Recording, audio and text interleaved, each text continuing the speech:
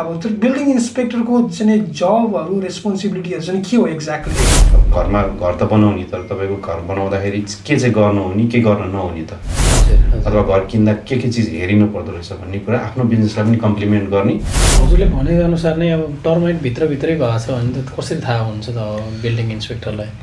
किन्नुभन्दा अगाडि अथवा बनाउनुभन्दा अगाडि दुईटै सर्भिस हामीले दिने। ए okay, before you build as well. तपाईले भन्नुभएको कुराको एन्सर एकदमै च्यालेन्जिङ छ खासमा। के मेजर इस्यु छ कि छैन? हजुर। के सेफ्टी ह्याजर्ड्सको कुराहरु छन् कि? हजुर। भन्नाले अस्ट्रेलियन स्ट्यान्डर्ड ब्रिज गर्ने खालको नेचरको प्रब्लम हुन सक्ने भयो।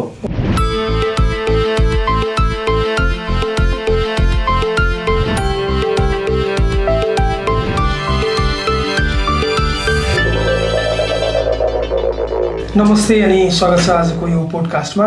म दिनकर सिग्देल बायर्स एडभोकेट र मेरो सहकर्मी विष्णु हरियालजीको साथमा आजको टपिक हाम्रो चाहिँ building inspection as a technical एस्पेक्टबाट चाहिँ तपाईले कुनै घर किन्दै हुनुहुन्छ या इन्भेस्टमेन्ट प्रपर्टी किन्दै हुनुहुन्छ भने के कुरा चेक गर्ने त्यसको बिल्डिङको टेक्निकल एस्पेक्ट्समा चाहिँ हामी कुरा गर्न जाँदैछौँ र हामीसँग हाम्रो स्पेशल गेस्ट हुनुहुन्छ जो चाहिँ बिल्डिङ इन्सपेक्सनसँग सम्बन्धित लामो समय उहाँले काम गर्दै हुनुहुन्छ यो जेम्स बिल्डिङमा।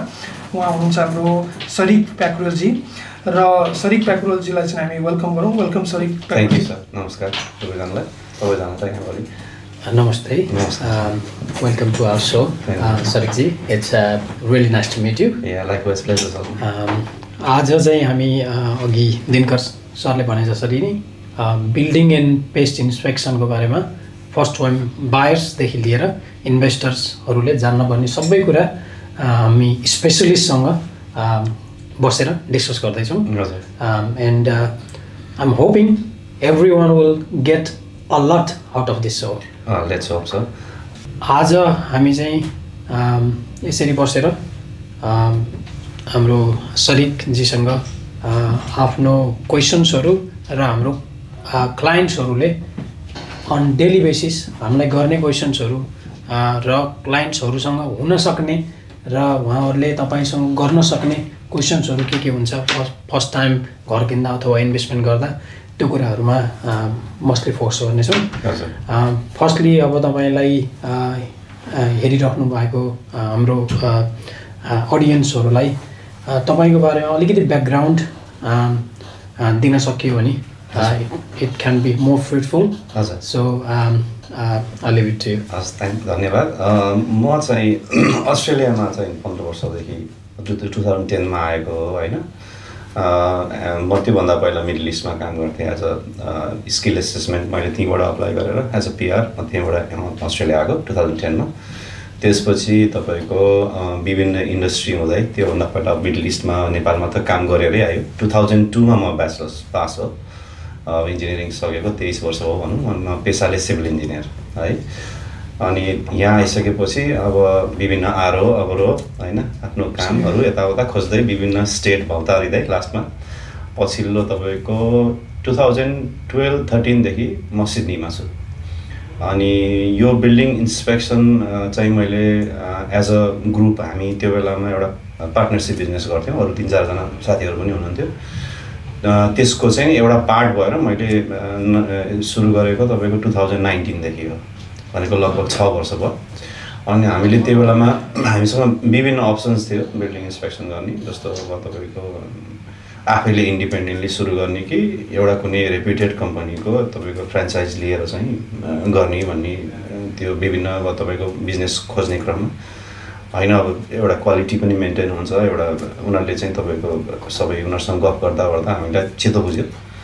अनि त्यसपछि त्यहाँबाट हामीले सुरु गरेको। यो सर्भिस चाहिँ तपाईँको 6औं वर्षमा म काम गर्दैछु। Thank you for the quick introduction होइन। अनि तपाईँ चाहिँ ब्याकग्राउन्ड सिभिल इन्जिनियर भन्नुभयो होइन। अब सिभिल इन्जिनियर को फिल्डलाई म्याच गराउनको लागि तपाईँले यो बिल्डिङ एन्ड पेस्ट अब रिलेटेड काइन्ड अफ फिल्ड हुन्छ भनेर चुज गर्नुभयो कि अरू कुनै रिजन थियो यो बिल्डिङ एन्ड पेस्टमा चाहिँ? त्यो बेलामा हामीले 2018 चाहिँ एउटा कन्स्ट्रक्सन कम्पनी नै खोलेका थियौँ। त्यो कम्पनीमा चाहिँ हामी 2-3 जना सिभिल इन्जिनियर साथीहरू र 1-2 जना अरू फिल्डको साथीहरू मिलेर खोल्यौँ होइन। अनि काम गर्ने क्रममा अब सुरु गर्दाखेरि अब आफ्नो स्किललाई चाहिँ किन एक ठाउँमा मात्र लिमिट गरेर त्यो कन्स्ट्रक्सनमै मात्र फोकस गर्ने त सबैजनाले डिफ्रेन्ट इन्जिनियरिङको डिफ्रेन्ट चाहिँ नि आफ्नो अरू पनि फिल्ड्सहरूमा अरू पनि चाहिँ तपाईँको सर्भिस इन्डस्ट्रीहरूमा अरू पनि ठाउँमा कहीँ केटर गर्न सकिन्छ भने विभिन्न ठाउँमा तपाईँहरूले जसरी यहाँ काम गरिरहनु भएको देखेँ मैले त्यसरी नै हामी विभिन्न चाहिँ नि डिफ्रेन्ट डाइमेन्सनमा एउटै एम्ब्रेलामा बसेर अब आफ्नो कोर बिजनेस चाहिँ तपाईँको कन्स्ट्रक्सन घर बनाउने थियो त्यसलाई कम्प्लिमेन्ट पनि हुन्छ होइन अब घरमा घर त बनाउने तर तपाईँको घर बनाउँदाखेरि के चाहिँ गर्नु हुने के गर्न नहुने त होइन त्यो एङ्गलबाट तपाईँले के गर्नु हुँदैन त हामीले घर बनाउँदाखेरि अथवा घर किन्दा के चिज हेरिनु पर्दो रहेछ भन्ने कुरा आफ्नो बिजनेसलाई पनि कम्प्लिमेन्ट गर्ने र अलमोस्ट यहाँको अस्प्लिन स्ट्यान्डर्ड्सहरू पढ्नुपर्ने यो विभिन्न अरू चिजहरू ट्रेनिङमा जानुपर्ने चिजहरू त छँदैछ यो त कन्टिन्युस सिपिडी भने जस्तो तपाईँको कन्टिन्युस डेभलपमेन्ट यो परि नै रहन्छ यसको आवश्यक ट्रेनिङहरू परि नै रहन्छ अनि त्यो हिसाबले चाहिँ हामीले चुज गरेको हो त्यसमा त्यो चुज गर्ने क्रममा मेरो भागमा चाहिँ बिल्डिङ इन्स्पेक्सन गरेर मैले यसलाई क्यारी अन गरेँ beautiful and you are enjoying this journey अब हजुर अब अनि पछिल्लो 3 वर्षदेखि तपाईँको अब त्यसपछि यो कोभिडपछि चाहिँ मैले यो एक्लै आफू एज अ ग्रुपमा नभइकन एक्लै नै यो चाहिँ मेरो अब अहिले इन्डिपेन्डेन्ट बिजनेस करिब 3 वर्ष। अब मलाई एउटा कुरो भन्नुहोस् यो बिल्डिङ इन्स्पेक्सन भन्ने जुन कुरा थियो नि यो पनि अब हामीलाई पनि पहिलोचोटि अस्ट्रेलियामा घर किन्दाखेरि होइन त्यो बेला चाहिँ सायद मैले थाहा पाएको आई थिङ्क त्यो टाइममा जुन बेला मैले पहिलो घर एउटा रिप्समीमा चाहिँ त्यो हेर्न गएको थिएँ नि त्यो घर चाहिँ नि त्यसपछि मलाई थाहा भयो बिल्डिङ इन्स्पेक्टरलाई देखाउने किनभने हामीलाई त त्यो कन्सेप्ट थाहा थिएन नेपालमा थाहा थिएन होइन बिल्डिङ कसैले चेक गर्ने कुनै इन्डिपेन्डेन्ट हुन्छ जसले चाहिँ बिल्डिङ चेक गरिदिन्छ टेक्निकली भन्ने त थाहा थिएन नि त अनि त्यो बेला मैले थाहा पाएँ अनि I remember that time building इन्स्पेक्टरलाई त्यो घर चेक गर्दाखेरि and I ask his opinion उहाँको ओपिनियन सोद्धाखेरि चाहिँ बिल्डिङ इन्स्पेक्टरले प्रिटी मच मलाई चाहिँ के भन्नुभयो भने done by that this house होइन इट्स रियली टेरेबल कन्डिसनमा छ होइन बेटर डन बाई भनेर हामी pretty much gave very honest information अनि त्यो घरबाट म पुल आउट भएको थिएँ क्या तर त्यो बेला चाहिँ देखि मलाई थाहा भयो त्यो बिल्डिङ इन्स्पेक्टरको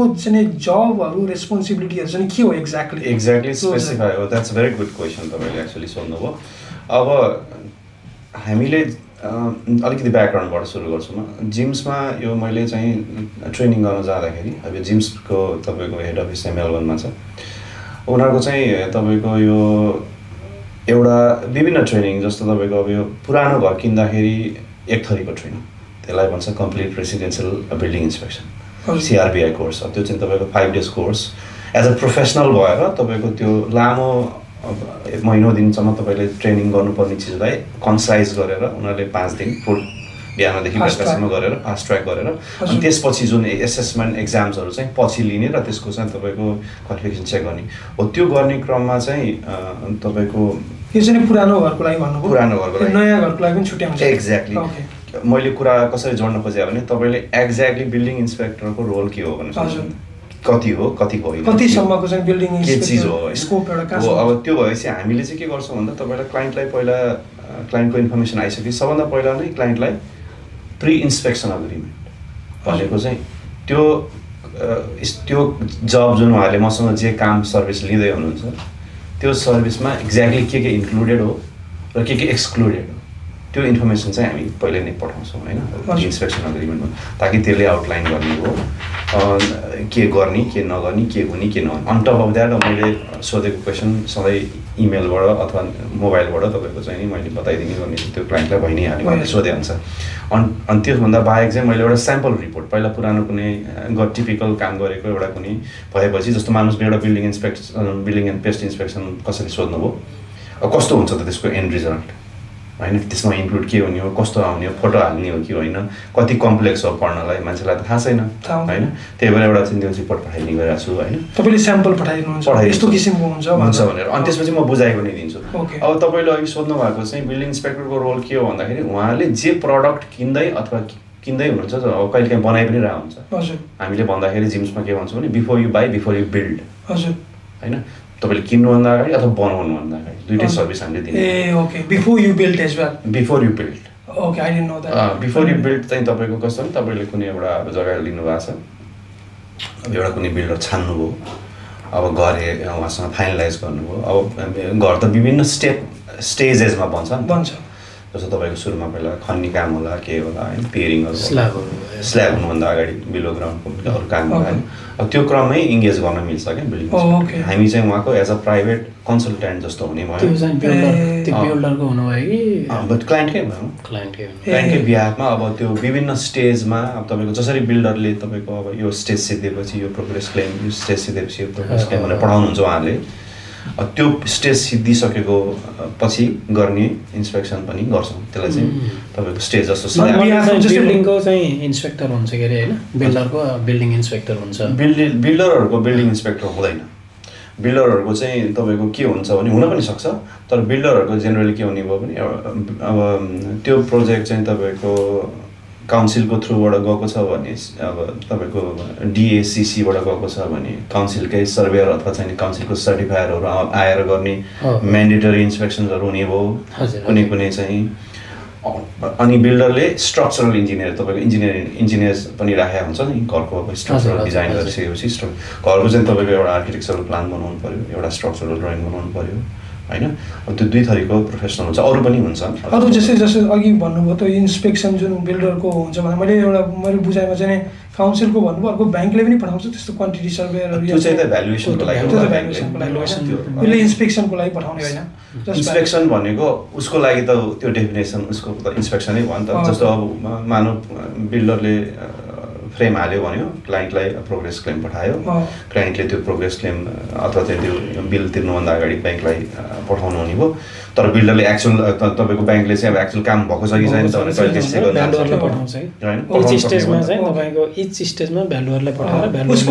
उसको जुन उसले चेक गर्ने भनेर चाहिँ एउटा in terms of valuation frame हाल्यो भनेर इन्भोइस आएको छ, फ्रेम हालेको छ कि छैन त्यो हिसाबले होला भन्छु म। किनभने उनीहरूसँग मलाई लाग्छ बिल्डरहरूको डिरेक्ट इन्टरेक्सन हुन्छ भन्ने छैन, उनीहरू आएर आफूले हेरेर जान्छ जस्तो लाग्छ मेरो विचारमा। नर्मल्ली अब कस्तो हुन्छ भने क्लाइन्टलाई बिल्डरले इन्भोइस पठाउँछ कि, बिल्डरलाई इन्भोइस आइसकेपछि चाहिँ बिल्डरले क्लाइन्टलाई इन्भोइस पठाउँछ, क्लाइन्टले त्यो इन्भोइस चाहिँ ब्याङ्कमा पठाउँछ कि। त्यो इन्भोइस पे गर्नुभन्दा अगाडि चाहिँ तपाईँको ब्याङ्कले चाहिँ भ्यालुअरलाई भ्यालुअरलाई पठाएर चाहिँ अल गुड भनेर अनि त्यो भने बल्ल पेमेन्ट गर्छ कि।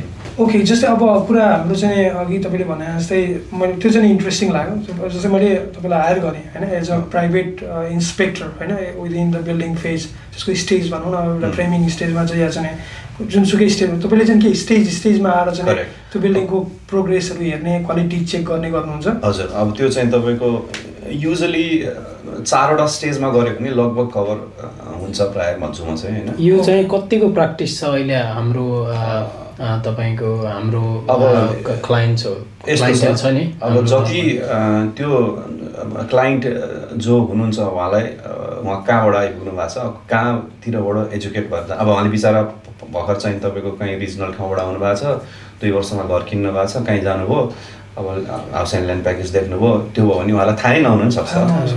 तर अब कन्भेन्सहरू अब हाम्रो ग्रुप्स अब इन्फर्मेसन त्यही तपाईँले भन्नुभएको कुराको एन्सर एकदमै च्यालेन्जिङ छ खास किनभने कतिजनालाई थाहा छैन। मलाई नै थाहा छैन। त्यो सोध्नुको कारण नि मिनिमल छ जस्तो लाग्छ कि मलाई। एजुकेट भइसकेको छैन अनि सामान्यतया मलाई लाग्छ मान्छेलाई के भ्रम हुनसक्छ भने नयाँ बनाउनु लाग्यो हरेक कुरा वारेन्टीमा हुन्छ, त्यही त मोटामोटी रूपमा त्यो कुरा सही हो। तर अब तपाईँको के सही होइन भने बिल्डरले त तपाईँको कम्प्लाइङ कुरामा पो वारेन्टी दिने भयो त। क्वालिटी अफ वर्कम्यानसिप त भन्नाले हरेक स्टेजमा काम गर्ने क्रममा बिल्डरको रिप्रेजेन्टेटिभ साइडमा नहुन पनि सक्छ। किनभने हामीले जेनरली बिल्डरलाई ट्रस्ट गरिन्छ नि त, जो बिल्डर राखिन्छ फुल्ली ट्रस्ट द्याट बिल्डर होइन। त्यसले गर्दाखेरि त्यो बिल्डरमा पनि चेक गर्ने गरेर त्यसरी त अर्को चेक बिल्डरको काम चेक गर्न भन्दा पनि प्रत्येक स्टेज कम्प्लिट एज एउटा प्रोफेसनलले फ्रम अस्ट्रेलियन स्ट्यान्डर्डको पर्सपेक्टिभबाट यहाँको रेगुलेसन अब तपाईँको कोड अफ प्र्याक्टिसेस अब यहाँको कुनै डिजाइन क्राइटेरिया छ भने स्ल्याब सकिँदाखेरि के चिज भएको हुनुपर्छ, हजुर, फ्रेम हालिसक्दाखेरि के चिज भइसक्यो हुनुपर्छ, भन्ने लगभग त्यो एउटा स्ट्यान्डर्ड छ नि त अनि त्यो स्ट्यान्डर्डभित्र बसेर काम हेरिदिने हो वास्तवमा इभेन्चुअली यसले बिल्डर र क्लाइन्ट दुवैजनालाई सहयोग गर्छ किन त्यो स्टेजमा भेटिएको समस्या त्यतिखेरै रेक्टिफाई गर्न मिल्छ हामी let's go back to the point building इन्स्पेक्सनको त्यसमा चाहिँ के छ हजुरको अब यो सबै कुरा भनिसक्दाखेरि चाहिँ मैले तपाईँलाई भने जुन चिजको सर्भिस उहाँले मसँग लिन आउनु भएको हो हजुर त्यो चिजको आफ्नै आफ्नै स्कोप हुनसक्छ क्या ओके अब तपाईँको सामान्य बिल्डिङ एन्ड पेस्ट इन्सपेक्सन भन्नुहुन्छ भने त्यसमा उहाँले घर किन्न लागेको घर जुन डिपोजिट दिएर गराउन लाग्नु भएको छ आफ्नो कुलिङ अफ पिरियडभित्र त्यो चिजमा चाहिँ उहाँले किन्न लागेको चिजमा केही मेजर इस्यु छ कि छैन केही सेफ्टी ह्याजर्ड्सको कुराहरू छन् कि अथवा केही माइनर इस्युजहरू छन् कि अथवा टर्माइटसँग रिलेटेड केही कन्डिसिभ इन्भाइरोमेन्ट अथवा चाहिँ टर्माइटलाई फ्रेन्डली हुने खालको फेभरेबल हुने खालको कन्डिसन जस्तो अब घरभरि तपाईँको चाहिँ नि कुहिएका काठहरू थुपारेको छ गार्डनमा एकदम झाडी नै झाडी छ होइन अब त्यो अथवा चाहिँ तपाईँको नजिक चाहिँ तपाईँको कुनै रिजर्भहरू छ तपाईँको पार्कहरू एकदम बुस एरिया छ भने टर्माइट अथवा अरू टिम्बर पेस्टको लागि प्रोन हुन सक्ने हो नि त त्यो ठाउँ हो त्यो चाहिँ नेचर हेरेर बेसिकली हेरिदिनु पर्ने कुरा safety hazard major issue minor issue र टर्माइटसँग रिलेटेड कुरा नै हो तपाईँले के हेर्नु नहेर्ने चाहिँ नहेर्ने त धेरै कुरा छ तर नहेर्ने भनेको चाहिँ अब युजली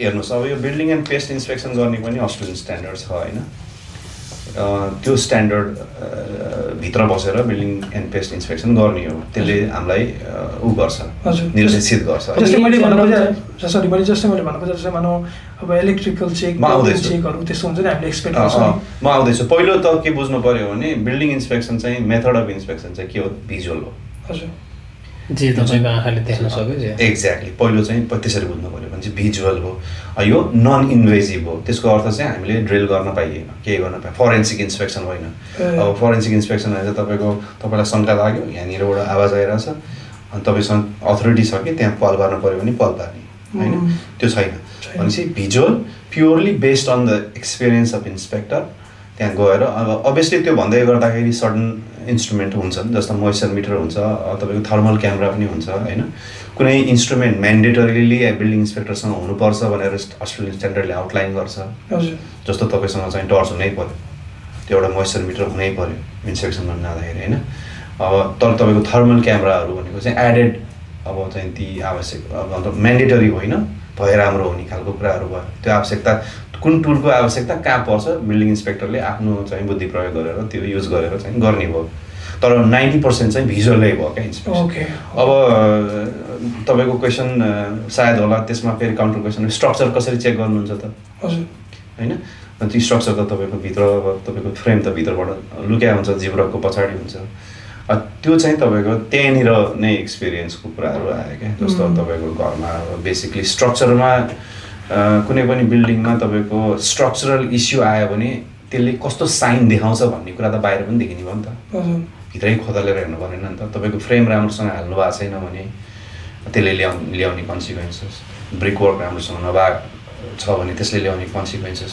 ग्राउन्ड नै तपाईँको चाहिँ नि स्टेबल छैन पानी त तपाईँको हायर ग्राउन्डबाट लोयर ग्राउन्डतिर गइरहेछ कन्सटेन्टली वाटर फ्लो भइरहेछ गार्डनमा तपाईँको एडिक्वेट ड्रेनेज मेकानिजम छैन भने त्यसले पनि त स्ट्रक्चरल प्रभाव ल्याउँछ नि त हो ती सब चिजहरू हेरेर घरमा ब्रिकको बाहिर भएका क्र्याकहरू होइन घरको वरिपरिको इन्भाइरोमेन्ट फेन्सको इन्भाइरोमेन्ट त्यो सबै चिजले वर्कआउट गरेर एउटा कम्प्लिट रिपोर्ट बन्यो यो कुरा एउटा चाहिँ मेरो क्लाइन्टको भएको थियो क्या तपाईँको हजुर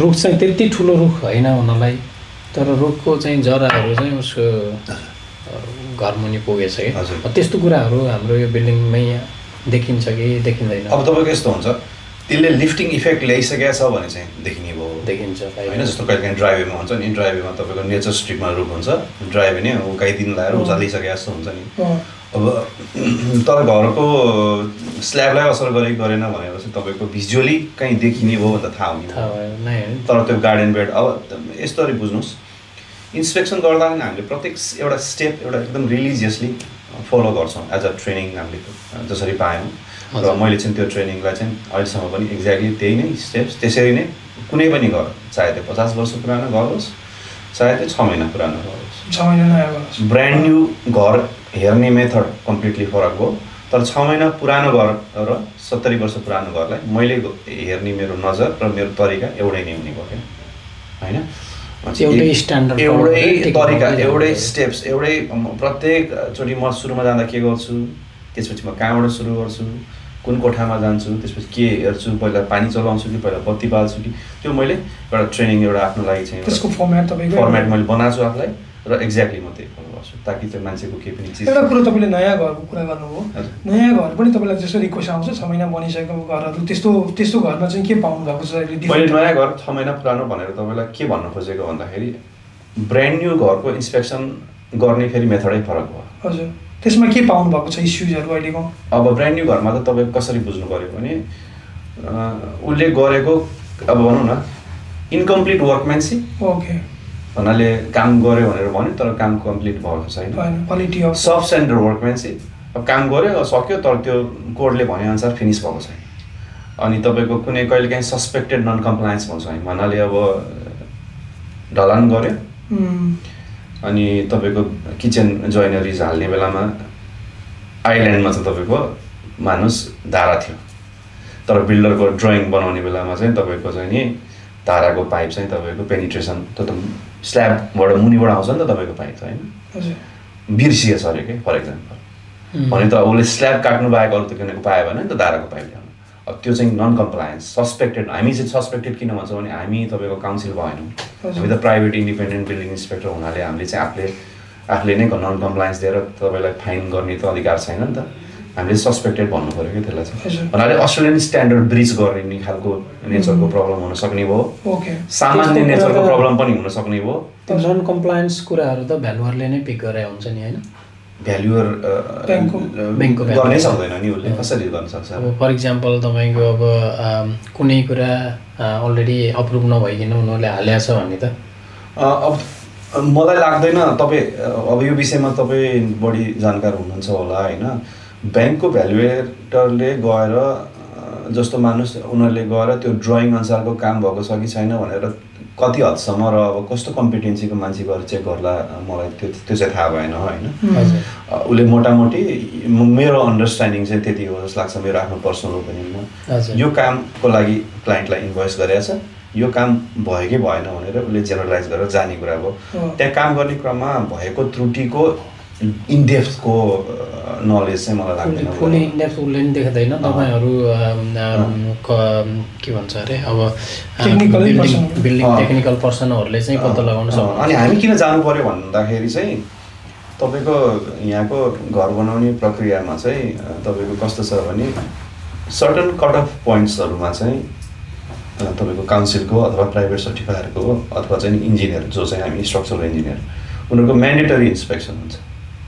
जस्तो तपाईँको अब पहिलो पियरिङ गर्नुपर्ने हुन्छ यहाँ अब स्ल्याब बनाउनुभन्दा अगाडि त्यो पियरिङ गर्दाखेरि त्यसको डेप्थ कति छ त, त्यो जति डेप्थ त्यो ड्रइङले चाहिँ नि भनेको छ यति जानुपर्छ यति डिप जानुपर्छ भनेर त्यो डेप्थ कहिलेकाहीँ एक्ज्याक्टली ड्रइङ अनुसारको डेप्थ हुनसक्छ, तर त्यो सर्टिफायर अथवा चाहिँ इन्जिनियरले हेर्न खोज्यो भने अथवा त्यो एक्ज्याक्ट को प्रोफेसनल चाहिन्छ त्यो चाहिँ बिल्डर पछि तपाईँहरूसँग बिल्डरसँग कुराकानी गर्दा उसलाई एक्ज्याक्टली थाहा होला होइन, उसले बताउला त्यसको एक्ज्याक्ट त्यो।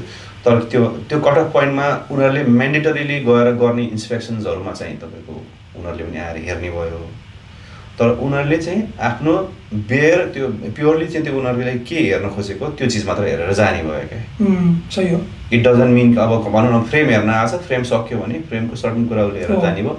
अब प्रत्येक फ्रेमको प्रत्येक उसलाई त अब त्यो थाहा हुने विषय भएन किनभने सो मेनी टेक्निकल उसले क्वालिटी अफ वर्कमेनसिप चेक गर्ने भयो, उसले कम्प्लाइङ पर्सपेक्टिभबाट हेर्ने भयो। हजुर, अब हजुरसँग चाहिँ फर्स्ट अफ बायर अथवा कोही बायर आयो अनि त्यसपछि इन्सपेक्सनको लागि रिक्वेस्ट गर्यो। हजुर, अब रिक्वेस्ट गरिसकेपछि तपाईँ लेबरपट्टि हेर्नुहुन्छ अनि रिपोर्ट बनाउनुहुन्छ होइन? रिपोर्ट बनाइसकेपछि रिपोर्ट सबै क्लाइन्टलाई पढेर अनि उसलाई बुझाउनुहुन्छ कि तपाईँले के चाहिँ प्रोसेस?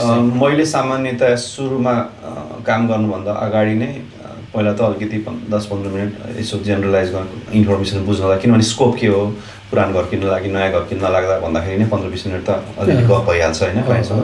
त्यसपछि मैले उहाँहरूलाई त्यो अघि मैले भनेको स्कोप त्यसपछि केही स्याम्पल रिपोर्टहरू म पहिले पठाइदिन सक्छु होइन, ताकि पहिला हेर्नुहोस्, पहिला बुझ्नुहोस्, नबुझे पनि नो प्रब्लम, पहिला एटलिस्ट कहिलेकाहीँ हजारौँ क्वेसन हुन्छ अनि त्यो क्वेसनको एन्सर चाहिँ कहिलेकाहीँ हामीले पठाएको सामान्य इमेलबाट आइसक्छ हुन्छ क्या तपाईँले सोध्न खोजेको क्वेसनको एन्सर एउटा स्याम्पल रिपोर्टले पनि दिन सक्छ नि त अनि त्यसपछि चाहिँ मैले उहाँहरूसँग कुरा गरेर उहाँहरूलाई बुझाएर अनि अगाडि बढ्ने हो अब कस्तो इस्यु आउँदा चाहिँ अब डिल ब्रेकरै अब यस्तो इस्यु छ तपाईँ नजानुहोस् भन्ने त्यस्तो तपाईँ रेकमेन्डेसन नि गर्नुहुन्छ होला नि त होइन त्यो चाहिँ त्यसको एन्सर चाहिँ यस र नोमा छैन अब हामीले यो घर किन्नुहोस् या नकिन्नुहोस् भन्न मिल्दैन कहिले पनि अब यो यसमा फेरि तपाईँको ब्रान्ड न्यू बिल्डिङको एक थरीको एडभाइस गर्न सक्ने भयो अब हामी फर्केर बिल्डिङ एन्ड पेस्टमा जाउँ न यसमा यो नै बढी कमनली गरिन्छ त्यसमा त के हुन्छ भने बिल्डिङ इन्सपेक्टरले चाहिँ तपाईँको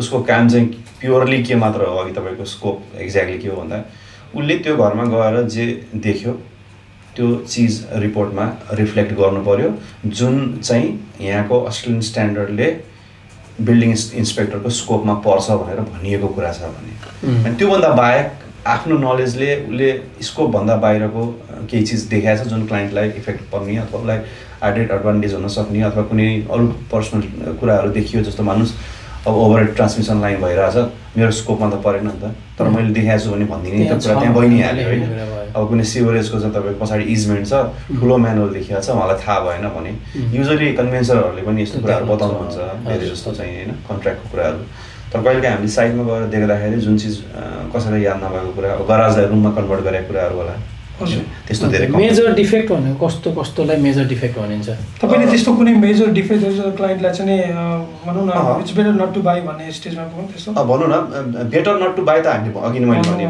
भन्न पाइँदैन तर मैले के भने अब मेजर भनेको जस्तो अब कस्तो नि मेजरको ब्ल्याक एन्ड व्हाइट डेफिनेसन छैन पहिलो कुरा होइन मेजर भनेको चाहिँ एउटा पैसासँग रिलेटेड कुरा आयो त्यो प्रब्लमले कति फिक्स गर्ने क्रममा कति पैसा निम्ति आउन सक्ने हो त्यो एउटा मेजर भयो अर्को चाहिँ प्रब्लम सानो होला म दुईटैको इक्जाम्पल दिन्छु प्रब्लम सानो होला तर त्यो प्रब्लमलाई तपाईँले छोड्नुभयो भने त्यसले थप अरू प्रब्लम निम्ताउन सक्छ र त्यसले अझ ठुलो चाहिँ समस्याले होला भनौँ न अब यो दोस्रोको चाहिँ भनौँ माथिको सामान्य एउटा रुफको एउटा टायल चाहिँ फुटिरहेछ त्यो प्रब्लम मेजर हो कि माइनर हो त त्यो मेजर त्यसलाई मेजर भन्नु पर्यो फ्युचरमा त मेजर किनभने तपाईँको हुन त त्यो के हो भने एउटा टायल जुन तपाईँको सामान्यतया नयाँ घर छ भने त भर्याङ मुनि नै तपाईँको 10-15वटा पहिला बिल्डरले नै बनाइसकेपछि एउटा सामान्य 15-20वटा टायल कुन डिजाइनको हुन्छ के हुन्छ कहिलेकाहीँ मोडल आउट हुन्छ उनीहरूले स्टक छोड्दै आउँछ होइन त्यो भने तपाईँले एउटा भर्याङ राखेर सामान्य रूपमा आफैले पनि भनौँ न अलिक जान्नु भएको छ अथवा चाहिँ एउटा ट्रेडको कोही मान्छे बोलाएर फेर्न सक्नुभयो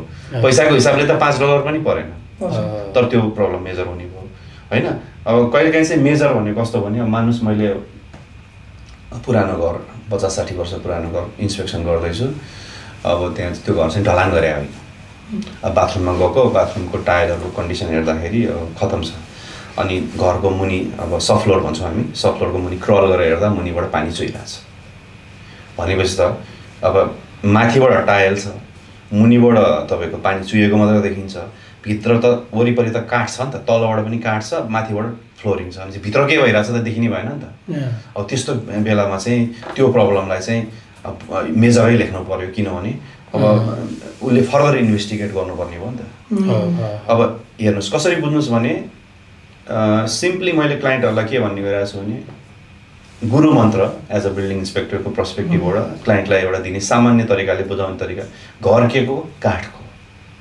काठको दुश्मन के हुन्छ दुईवटा हुन्छ एउटा टर्माइट हुने भयो एउटा पानी हुने भयो पानी कतिवटा डिरेक्सनबाट आउँछ 3टा डिरेक्सनबाट आउँछ एउटा आकाशबाट आउने भनेपछि तपाईँको रुफ प्लम्बिङ रुफ ड्रेनेज रुफको टायल राम्रो हुनु पर्यो गटरहरू ब्लक भएको छ भने फेर्नु पर्यो चाहिँ माथि आकाशबाट आउने पानीलाई रोक्नु पर्यो पानी रिलेटेड दोस्रो internal toilet bathroom leakage toilet bathroom laundry तपाईँको किचनको धाराहरू भित्रभित्र रसाएर जोइनरीको पछाडिबाट तपाईँले थाहा पाउनुभन्दा पहिला पनि भित्रभित्र रसाएर पनि जान सक्छ नि त होइन युजली भिजुअल हुने तर कहिलेकाहीँ नहुनु छ त्यसले हाम्रो भित्रको टिम्बर फ्रेमलाई काठलाई असर गर्न सक्ने भयो त्यसलाई कुहाउन सक्ने भयो होइन थर्ड भनेको तपाईँको lack of proper surface drainage अब घर बनाइयो ड्रइङ अनुसारको जहाँ जे हुनुपर्ने चाहिँ थियो तर ग्राउन्ड कन्डिसन चाहिँ एकदम तपाईँको स्लोपमा थियो अब ड्रइङले डिमान्ड गरे अनुसारको रिक्वायरमेन्ट गरेको अनुसारको काम त गरियो तपाईँको होइन तर चाहिँ तपाईँको साइड कन्डिसनलाई चाहिँ एडिक्वेट भएन क्या। अब तपाईँले थप चाहिँ त्यहाँ एक्स्ट्रा चाहिँ डाउन पाइप्सहरू अथवा चाहिँ तपाईँको घरको मुनि चाहिँ तपाईँको एगी लाइनहरू हालेर छ भनेर पानी जमिरहेछ क्या। पानी बग्दाखेरि पनि पानी घरलाई हिर्काउँछ। घरको वालको कसरी बुझ्नु पऱ्यो भने घरको स्ल्याबलाई कुनै पनि डिरेक्सनबाट बगेर आएको पानी हिर्काइरहने र कन्टिन्युसली त्यसको थ्रुबाट फ्लो हुनु भएन। त्यो ड्रेन भएन, बाहिर त्यो निक्लिएन, घरलाई छुनु भएन होइन। घर ड्राई कन्डिसनको लागि डिजाइन गरिदिएको। हजुर। भनेपछि पानी चाहे आकाशबाट आओस्, चाहे टोइलेट बाथरुम लिक भएर आओस्, चाहे बगेर आएको पानी होस्, घरको वरिपरि घरबाट अवै जान सक्यो। हजुर। घरको स्ट्रक्चरको वरिपरि किनभने पानीले चाहिँ घरलाई पोटेन्सियली बिगार्न सक्ने। अब आयौँ टर्माइट होइन। टर्माइट चाहिँ तपाईँको के हुन्छ भने अहिले इन्सपेक्सन गर्दाखेरि टर्माइट भनिहाल्नु है, यसले टर्माइटलाई अलिकति चाहिँ नेपालीमा के धमिरा टर्माइट धमिरा जुन हामीले अब नेपालमा काठको घरहरूमा गाउँतिर पनि विशेष गरेर ढलान नगरेका घरहरूमा जहाँ चाहिँ अब नेपालमा नि फन्डामेन्टली त्यही हो त, टिम्बरको फ्रेम, माटोको तपाईँको चाहिँ नि गाह्रो अथवा चाहिँ माटोको काँचो इँटाको चाहिँ नि तपाईँको घर, अनि दलिनहरू अथवा चाहिँ नि माथि फ्लोर के अरे रुफहरूको स्ट्रक्चर त सबै काठको हुन्थ्यो होइन। अनि जमिनबाट चाहिँ तपाईँको डाइरेक्ट कन्ट्याक्टमा हुन्थ्यो टिम्बर, भनौँ न तलको सपोर्ट माथिदेखि तलसम्म जाने भयो। अनि त्यसले गर्दा त्यो धमिरा, अब धमिराले चाहिँ के गर्ने भयो भने काठलाई खाइ नै दिने भयो क्या। अनि जुन काठ अब हाम्रो फ्रेम जुन चाहिँ जिब्रकभन्दा भित्रपट्टि छ र बाहिरको वालभन्दा पनि भित्रपट्टि छ, न भित्रबाट देखिन्छ न बाहिरबाट देखिन्छ, त्यो टिम्बर चाहिँ हाम्रो घरको मेन के हो त, हाम्रो स्केलेटन भयो। त्यो हाम्रो मेन हड्डी नै त्यो घरको चाहिँ टिम्बर भयो। अब त्यो टिम्बर जुन देखिँदैन फेरि भनेपछि अब धमिराबाट बचाउने कसरी त होइन। अब यो विषयमा अरू थप प्रश्न होला तपाईँको। मोटामोटी रूपमा कसरी बुझ्नु पऱ्यो भने इन्सपेक्सन गर्दा बिल्डिङ इन्सपेक्टरले घर किन्ने बेलामा गर्ने एउटा इन्सपेक्सन भयो, त्यो बेलामा उसले थप के पनि चेक गर्ने भयो भने त्यो घरमा पहिला कुनै टर्माइट ड्यामेजेसहरू भएर कुनै ट्रिटमेन्टहरू गरिएको थियो कि, प्रोटेक्टिभ ट्रिटमेन्टहरू पनि गरिएको थियो कि, त्यो थाहा हुन्छ हामीलाई। त्यो पास्टको हिस्ट्रीमा टर्माइट ब्यारियरहरू इन्स्टल गरेको कुरा भयो, अनि केमिकल ब्यारियरहरूको कुरा भयो, अनि फिजिकली नै तपाईँको ड्रिल होलहरू बनाएर ट्रिटमेन्ट गरेको कुराहरू भयो। अनि मिटर बक्समा जेनरली टर्माइट इन्स्टलरको इन्फर्मेसन स्टिकरमा राख्दै हुन्छ अथवा चाहिँ नि घर धनीसँग त्यो हुने भयो होइन। एउटा त्यो हेर्ने भयो। अनि इमिडिएटली त्यहाँ अब तपाईँको टिम्बर फेन्सिङ्सहरू छ भने, टिम्बरको पोस्टहरू युज भएको छ भने, डेकिङहरू छ भने फिजिकली आँखाले देखियो नि त, देखि नै हाल्यो होइन। नदेखियो भने पनि तपाईँको घर कतिको रिस्क, तपाईँको घरको अवस्था के छ र तपाईँको पोटेन्सियल रिस्क चाहिँ फ्युचरमा के छ त अब होइन। जस्तो अब एकदम मैले अघि भने जस्तो झाडी नै झाडी छ होइन, घरको वरिपरि रुखै रुख छ, अनि घरमा तपाईँ पनि अब त्यो घाँस पनि राम्रोसँग काट्नुहुन्न, तपाईँको गार्डन बेडहरू छ, त्यो टिम्बरलाई पनि कलर गर्नु भएको छैन, सबै मक्केर गइसक्यो भनेपछि किरा फट्याङ्ग्रा नट ओन्ली टर्माइट, अरू पेस्ट, जेनरल पेस्ट आउने पनि त चान्स त तपाईँले घरमा खानेकुरा राखेर इन्भाइट गरे जस्तो सिचुएसन भयो नि त। हजुरले भनेको अनुसार नै अब टर्माइट भित्रभित्रै भएको छ भने त कसरी थाहा हुन्छ त बिल्डिङ इन्सपेक्टरलाई? अब हेर्नुहोस्, इन्सपेक्सन गर्ने बेलामा अघि मैले भनेको जस्तो एउटा आफ्नो एक्सपिरियन्स, एउटा तपाईँको अब तपाईँको चाहिँ इन्स्ट्रुमेन्ट जस्तो मोइस्चर मिटर। अब युजली टर्माइट तपाईँको आयो भने टर्माइट चाहिँ एउटा सेट टेम्परेचरमा मात्र सर्भाइभ गर्छ। अब तपाईँको बेसिकली कमिला र टर्माइटको डिफरेन्स के हो भने पछि तपाईँले कुनै पेस्ट कन्ट्रोलरै बोलाएर टर्माइट ट्रिटमेन्ट गर्ने नि मान्छे बोलाएर चाहिँ कुराकानी गर्नुभयो भने उनीहरू अझ म त्यो विषयको विशेषज्ञ भए होइन, उनीहरू सर्जन भयो भनौँ त्यसलाई। म चाहिँ एज अ जेनरल जिपी भएर कुरा गर्दा चाहिँ कसरी भन्छु भने टर्माइट र कमिलामा यति फरक छ। कमिलाहरू चाहिँ तपाईँको ऊ आफू फ्रिली वाक गर्न सक्छ, हिँड्न सक्छ, यताउता जान सक्ने भयो भने टर्माइटले चाहिँ आफूलाई सर्टेन टेम्परेचरमा मात्र, टेम्परेचर सेन्सिटिभ इन्सेक्ट भयो क्या। 28 देखि 32, 33 डिग्री कि कति एक्ज्याक्टली त्यो पछि फ्याक्ट चेक गरौँला।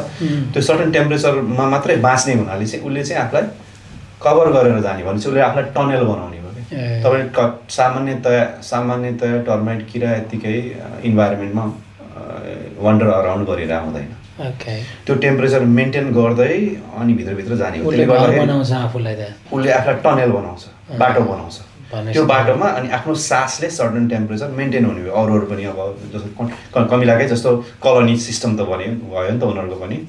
अनि जाँदा ओर्दा त्यो खानेकुरा लिन जाँदा त्यो भित्रभित्रै जाने भयो क्या तपाईँको। हो हामीले हेर्ने भनेको चाहिँ हो अब बाहिरबाट वालमा देख्ने भनेको उसको त्यो टर्माइटको चाहिँ नि टनल छ कि छैन होइन अनि त्यो टनल घर ब्रिज अथवा ब्रिज हुने ठाउँ भनेको के भने घरको स्ल्याब छ तपाईँले यसैको माथि चाहिँ नि गार्डन बेड बनाइदिनु भएको छ गार्डनको बेड छ रुख छ तपाईँको चाहिँ हेज प्लान्टहरू छ तपाईँको चाहिँ त्यहाँ चाहिँ तपाईँको अब देखिँदैन भनौँ न भनेपछि त कसरी देख्ने त होइन नदेखिन सकिने भयो नि त देखिने इन्स्पेक्सन हामीले गर्ने भयौँ अनि सामान्यतया टर्माइटहरू तपाईँको अघि मैले भन्छ टेम्परेचर सेन्सिटिभ हुनाले चाहिँ टोयलेट बाथरुमको हट वाटर सिस्टमको पछाडि होइन अनि बाथरुमको भित्र त तपाईँको तातो पानी चिसो पानी आउने पाइपहरू हुने भयो नि त अनि अब जाडो महिनामा त तपाईँको सर्टन टेम्परेचर मेन्टेन गर्नलाई तातो पानीको पाइपको छेउछाउमा भित्रपट्टिबाट अनि त्यो तपाईँको त्यही भएर त्यो वालहरूमा ब्रिकको चाहिँ नि अब हेरेर हुन्छ क्या घरको construction type slab on ground घर छ भने के हेर्ने सस्पेन्डेड घर छ भने त तपाईँको घर मुनि छिरेरै टर्च लगेरै हेर्नु पऱ्यो नि त अनि टर्माइट आउँदाखेरि चाहिँ उडेर आउने भएन कि उसले जहिले पनि खाना घरमा यदि अट्याक गर्न आउने भने जमिनबाटै आउने हो भने चाहिँ जमिनमा हेर्नु पऱ्यो कि कताबाट त्यसको टनेलिङ मतलब मड टनेल छ कि छैन होइन अनि यो मोल्ड पनि कस्तो मोल्ड छुट्टै टपिक भयो अब पहिला टर्माइटको कम्प्लिट गरौँ अनि त्यो हुँदाखेरि चाहिँ हामीले अब रिपोर्टमा रेकमेन्ड गर्ने कुरा के भने इन्स्पेक्सन गर्ने बेलामा देखिएन द्याट डजन्ट मिन घरमा छैन त्यही भएर के गर्नु पर्यो बायरहरूले भन्दाखेरि घर किनिसकेपछि सबभन्दा पहिला उहाँले के गर्नुहुन्छ सेटलमेन्टभन्दा अगाडि घरको इन्सुरेन्स गर्नुहुन्छ करेक्ट किन गर्नुहुन्छ त्यही कुराहरू दुईवटा कारणले गर्नुहुन्छ मेरो विचारमा एउटा त ब्याङ्कले मेन्डेटरी गराएर गर्नु हो पहिलो कुरा त तपाईँको सेटलमेन्टै हुँदैन त्यही भएर गर्नु पर्यो दोस्रो सुरक्षा गर्नुपर्ने भएर गर्नु पर्यो तर टर्माइटलाई मेन्डेट गरेको छैन ब्याङ्कले छैन त्यो हुनाले अब त्यो चाहिँ अनरको डिस्क्रिप्सनमा छोड्दै भएर अब गर्नुपर्ने चाहिँ के थियो भने मानव 20 वर्ष पुरानो घर हामीले किनिरहेछौँ टर्माइट इन्स्टलेसन बिल्डरले 20 वर्ष अगाडि गरेको थियो त्यसपछि 4वटा अनर फेरिसक्यो होला भनेपछि त्यो वारेन्टी अप टु डेट अवस्थामा छैन भनेपछि के हुने भयो त बिल्डिङ इन्सुरेन्स गर्दा तपाईँको घरको इन्सुरेन्सले कभर गर्ने कुरा चाहिँ कभर गर्ने भयो होइन तर घरमा टर्माइट आयो भने तपाईँ अनप्रोटेक्टेड हुनुभयो किनभने तपाईँको थर्ड पार्टी इन्सुरेन्स छैन त्यसको लागि हामीले नै घर किनिसकेपछि जहिले पनि के चाहिँ गर्नु पऱ्यो म सबै मान्छेलाई लगभग त्यही नै भन्छु तपाईँले घर किन्नु भएको छ तपाईँको termite barrier warranty up to date अवस्थामा छैन भने के बुझ्नुहोस् भने 1 वर्ष पुरानो घर होस् अथवा 50 वर्ष पुरानो घर होस् टर्माइट यदि आयो भने खाने रिस्क बराबर नै हो त्यही भएर तपाईँ आफैले एउटा इन्डिपेन्डेन्ट टर्माइट इन्स्टल गर्ने हाम्रो नेपाली कम्युनिटीमा पनि थुप्रो पेस्ट कन्ट्रोलरहरू टर्माइट लाइसेन्स टर्माइट इन्सपेक्टरहरू हुनुहुन्छ उहाँहरूले चाहिँ के गर्नुहुने हो भने गएर घर किने चाहिँ प्रोटेक्टिभ ट्रिटमेन्ट त्यो घरमा छैन भनेर होइन प्रोटेक्टिभ ट्रिटमेन्ट जस्तो हामीले रामायणमा लक्ष्मण रेखा भनेर कोर्यौँ नि पहिल्यै बनायौँ नट ओन्ली प्रिकसनको लागि मात्र भएन कि वारेन्टीको लागि पनि त्यो गरिसकेपछि उहाँहरूले कति अब त्यो कुन केमिकल युज गर्नुभएको छ कस्तो मेथड युज गर्नुभएको छ त्यो अनुसार उहाँहरूले 7-8 वर्ष 9-10 वर्ष कतिको वारेन्टी दिनुहुन्छ त्यो वारेन्टी मेन्टेन गर्नलाई सर्टन कन्डिसन छ जस्तो प्रत्येक वर्ष उहाँहरूले आएर भिजुअली इन्स्पेक्सन गर्नुपर्ने भन्ने हुन्छ त्यो भएपछि के भयो त प्रत्येक वर्ष उहाँहरूले आएर इन्स्पेक्सन गर्नुहुने भयो त्यही टाइममा तपाईँको पेस्ट कन्ट्रोललाई अलाइन गर्न पनि मिल्यो वर्षमा एकचोटि पेस्ट कन्ट्रोल पनि गर्नु पऱ्यो नि त जेनरल पेस्ट कन्ट्रोल टर्माइट चाहिँ टिम्बर पेस्ट भयो अरू जेनरल पेस्ट पनि त हुन्छ नि त कक्रोच होला तपाईँको चाहिँ एन्ट होला होइन स्पाइडर्सहरू होला अरू चिजहरू होला अनि त्योलाई अलाइन गर्नुभयो भने सुरक्षित भयो अर्को कुरा यो मैले टर्माइट्सको कुरा गरेँ होइन हाम्रो धेरै लामो छ क्वेसन हो त्यसले गर्दाखेरि यो एस्पेस्टोको बारेमा भन्नुहोस् न अलिकति किनभने एस्पेस्टोको कारणले गर्दा घर होइन people found it's major stress होइन अनि अस्ति भर्खर मैले रिसेन्टली के पाएको थिएँ एकजना मैले चिनेको मान्छे उहाँको चाहिँ टर्माइट्स हो कि एस्पेस्टो मलाई एक्ज्याक्टली थाहा छैन टर्माइट्सै होला टर्माइट्स ड्यामेज भइसकेको रहेछ so she was very stressful क्या अब म यो घर तुरुन्तै सेल गरेर म जानु अब चाहिँ म सेल नै गर्छु अब घर भनेर त्यो स्टेजमा पुगिसक्नु भएको रहेछ क्या almost like she didn't know anything like 2 months ago recently she found out होइन देयर इज अ मेजर कन्डिसनमा छ, अब त्यो चाहिँ सेल गर्छु, म जसरी पनि सेल गर्छु भने त्यो चाहिँ मलाई भेरी सक क्या भनौँ न, त्यो सुनेर अहिले तुरुन्तै घर सेल्नुपर्ने अवस्था। अब यस्तो छ, टर्माइट र एस्बेस्टस कम्प्लिटली फरक कुरा भयो। हजुर, अघि तपाईँले मोल्ड पनि जोड्नु भएको थियो। अब कसरी जाउँ भने सेफ्टी ह्याजर्ड्सहरू के हुनसक्छ त घरमा बिल्डिङ एन्ड पेस्ट इन्सपेक्सन गर्दा सेफ्टी ह्याजर्ड्सहरू चाहिँ के हुनसक्छ भन्दा एउटा मोल्ड हुनसक्ने हो, म एक्सप्लेन गर्छु, एउटा एस्बेस्टस हुनसक्ने हो होइन, अनि एउटा तपाईँको अब अनसेफ इन्भाइरोमेन्ट जस्तो अब माथि तल्लामा तपाईँको चाहिँ नि अब भर्याङको सर्टन हाइट हुनुपर्ने, भर्याङको रेलिङको सर्टन हाइट छ, ब्यालिस्ट्रेडको हाइट चाहिँ तपाईँको सर्टन हाइट हुनुपर्ने छैन होइन, खस्ने अथवा त्यहाँबाट घरमा जाँदा आउँदाखेरि लड्ने होइन, ट्रिप ह्याजर्ड हुने रिस्क, सेफ्टी ह्याजर्डहरू हुन सक्ने रिस्क छ। अब स्मोक डिटेक्टर नै छैन घरमा, कहिले काहीँ निकालेर ब्याट्री निकालेर फाल्दै आउँछ होइन, त्यो पनि तपाईँको सेफ्टी ह्याजर्डमा आयो। अब स्ट्राटा टाइटल प्रपर्टी जस्तो तपाईँको टाउन हाउस कमर्सियल प्रपर्टिजहरूमा चाहिँ र तपाईँको माथिल्लो तल्ला घरको फर्स्ट फ्लोरभन्दा माथिको तल्लाको विन्डोजहरूमा विन्डो रेस्ट्रिक्टर्सहरू हुनुपर्छ। विन्डो ओपन गर्दा तपाईँहरू आफ्नो ब्रान्ड न्यू घरमा बस्नुहुन्छ भने 125 मिलभन्दा बढी ओपन गर्न पाइँदैन। त्यो चाहिँ तपाईँको कुनै रुममा बच्चाहरूको रुम हुनसक्छ होइन, त्यो सधैँ लक्ड पोजिसनमा हुनु पऱ्यो भन्न खोजेको क्या। जस्तो झ्याल खोल्न पाइयो, तर यहाँ के हुन्छ भने अब त्यो यति साइज मात्रै खोल्न दिन्छ। सामान्य जाली त एकदमै तत्तलो जाली हुन्छ नि त, अब त्यो जाली त तपाईँको एउटा अँगाली छुँदाखेरि पनि तपाईँको चाहिँ नि गुन सक्ने हुनाले अब बच्चाहरूको रुममा कहिले काहीँ बेड है ठ्याक्क झ्यालको छेउमा भयो भने त्यस्तो पहिला तपाईँको 2-4वटा इन्सिडेन्ट्स पनि भयो अरे भनेर बच्चाहरू लडेर के भन्यो त्यस्तो खालको एक्सिडेन्टहरू भयो हुनाले चाहिँ अनि त्यो म्यान्डेटरी रिक्वायरमेन्टहरूमा पऱ्यो। त्यस्तै घर अनसेफ इन्भाइरोमेन्टको लागि सेफ्टी ह्याजर्ड जस्तो मोल्ड, एस्बेस्टस। अब मोल्ड चाहिँ के हो त भन्दा तपाईँको यो जस्तो ह्युमिड इन्भाइरोमेन्ट धेरै भयो, घरमा एडिक्वेट भेन्टिलेसन भएन होइन, जस्तो भनौँ किचनमा अब एक्जस्ट फ्यान छैन, रेन्जोड छैन, अब तातो चिसो पाकिरहन्छ अनि झ्याल पनि छैन, केही पनि छैन भनौँ, त्यस्तो खालको इन्भाइरोमेन्ट भयो। लन्ड्रीमा हुन्छ, लन्ड्रीमा मान्छेहरूले अब दुईवटा कमन चिज गर्नु हुनु, अब लन्ड्रीमा पहिला त झ्याल थियो कि छैन, झ्याल छ भने झ्याल खोला छ कि छैन, अनि झ्याल ढोका अब हामी के भने बन्द गर्न खोज्छौँ घरको, किन भन्दाखेरि तपाईँको के हुन्छ त आवाज आउने भयो नि त, वासिङ मेसिन छ। धेरै इन्सपेक्सनमा जाँदा चाहिँ लन्ड्रीमा चाहिँ झ्याल नभएको अनि झ्याल नभएपछि कुना कुनामा चाहिँ मोल्ड। एक्ज्याक्टली। अब यस्तो छ, अब झ्याल भएन भने मेकानिकल भेन्टिलेसन हुनु पऱ्यो होइन, त्यो त हुनु पऱ्यो नि त तपाईँको एक्जस्ट भेन्टिलेसन त मान्छेले फेरि खोल्दैन, त्यसको पनि आवाज आउँछ फेरि होइन। त्यो कारणले गर्दाखेरि चाहिँ त्यो ह्युमिडिटी बिल्टअप हुँदा हुँदा हुँदा हाम्रो भित्रको सिलिङ लाइनिङ अथवा वाल लाइनिङ त सबै त्यो जिब्रक त प्लास्टरबोर्ड हो नि त, हुन त त्यो बाहिरबाट पेन्टेड त हुन्छ होइन, वाटरप्रुफिङ पेन्टेड त हुन्छ, तर त्यो आफैमा त्यसले वाटर रिटेन गरेर लामो समयसम्म राख्ने मेटेरियल होइन त्यो, त्यसमा होइन वाटर भेपर प्रेसिपिटेट हुँदा हुँदा हुँदा हुँदा तपाईँको चाहिँ बिल्टअप भएपछि त अनि त्यसले चाहिँ मोल्ड फर्मेसन हुनलाई फेभरेबल इन्भाइरोमेन्ट क्रिएट गर्ने भयो क्या। अनि एस्बेस्टस भनेको के भन्नुहोस् न एक्चुअली। अब एस्बेस्टस चाहिँ तपाईँको एउटा फाइब्रो एउटा चाहिँ नि पहिला त नेचुरल एउटा स्टोन हो जुन चाहिँ फाइबरस हुन्छ, पुरानो घरहरूमा युज हुन्थ्यो, किनभने एस्बेस्टसको गुड प्रपर्टिज के थियो भने हिट रिटार्डेन्ट, वाटर रिटार्डेन्ट होइन, वाटरप्रुफ हिटप्रुफ भनौँ न त्यसलाई, त्यो सर्टन पार्टिकल सर्टन मेटेरियलसँग मिसाएर युज गर्दाखेरि चाहिँ त्यो मेटेरियल पनि एकदमै डक्टाइल वाटरप्रुफ होइन भएको हुनाले विशेष गरेर घरको बाहिरी वेदर हुने ठाउँमा जस्तो अब एक्सटर्नल रुफ टाइलमा एक्सटर्नल लाइनिङ जस्तो घरको बाहिरपट्टि पनि यस्तो तपाईँले वाटर के अरे तपाईँको सिलिङ लाइनिङ देख्नु भएको हुन्छ भने चाहिँ घरको बाहिरी पार्टको लाइनिङ चाहिँ को इब्स भन्छ क्या त्यसलाई, त्यो इब्सको लाइनिङमा एस्बेस्टस युज हुन्थ्यो धेरै पहिला टायरको पछाडि अन्डर लेयरमा ग्लु होइन। अनि त्यो मेटेरियल चाहिँ तपाईँको 1981मा चाहिँ फ्याक्ट चेक गर्नु होला, पछि 1981तिर चाहिँ यहाँको अस्ट्रेलियन गभर्मेन्टले ब्यान गर्यो, तर त्यसको प्रयोग चाहिँ अझै यहाँ भन्ने हामीले ट्रेनिङ गर्दाखेरि के भन्थ्यो भने 2000सम्म करिब युज भयो अरे क्या, किन भन्दाखेरि स्टकमा मेटेरियल थियो, त्यो बेलामा इन्फर्मेसन सर्कुलेट पनि सामान्य टेलिभिजन अथवा चाहिँ पत्रिकाको माध्यमबाट हुन्थ्यो होला, जस्तो एकदम ऱ्यापिडली हुँदैन थियो होला, अथवा मान्छेले किनिसकेको चिज प्रयोग गरे आफ्नो नलेज नभएर अथवा त्यसले केही पनि नगर्ला भन्ने हिसाबले होइन। त्यसको डिमेरिट एस्बेस्टसको चाहिँ सँग डराउनु पर्ने कुरा चाहिँ के हो भने तपाईँले एस्बेस्टस भएको घर किन्नु भएको छ सामान्यतया बस्नलाई मात्रै किन्नु भएको छ भने सामान्य अवस्थामा त्यसले केही गर्दैन।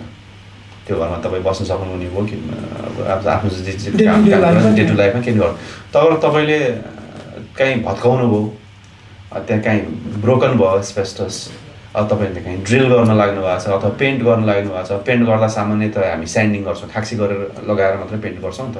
डस्ट क्रिएट गर्ने इन्भाइरोमेन्ट भयो भने चाहिँ त्यसबाट निस्केको फाइबरस पार्टिकल चाहिँ एयर बर्न भएर तपाईँको चाहिँ नाकको थ्रुबाट लङ्समा जान सक्ने भयो क्या। त्यो फाइबरस पार्टिकल भएको हुनाले त्यो चाहिँ तपाईँको कार्सिजेनिक, त्यसबाट पोटेन्सियली क्यान्सर हुन सक्ने अथवा लङ्समा चाहिँ अरू खालको डिजिजहरू हुन सक्ने भनेर चाहिँ रिस्क भयो क्या त्यसको। फ्याक्ट हो कि त्यो मतलब त्यो एउटा फ्याक्ट हो। ओके। अब सबैलाई हुन्छ भन्ने होइन। अब भनौँ न हामीले चाहिँ अरू सिगरेट खायो भने हामीलाई क्यान्सर हुन्छ भने जस्तै, तर त्यो चिज त्यो रिस्क हाई भयो। र त्यसलाई चाहिँ तपाईँले यदि ब्रेक गर्नु भएन, कुनै त्यसमा इन्टरफियर गर्नु भएन भने चाहिँ as long as you live कुनै भयो। अब त्यो एस्बेस्टस बन्डेड र तपाईँको फ्राएबल अवस्थामा हुन्छ। बन्डेड भनेको त्यो इन्ट्याक्ट अवस्थामा तपाईँ केही पनि नभएको अवस्थामा सामान्यतया अब यस्तो छ, यसमा न पाल्छ न केही छ, केही प्रब्लम भएन पहिले। अब तपाईँले यहाँ चाहिँ नि फर इक्जाम्पल एउटा पिक्चर टाल्नु पऱ्यो।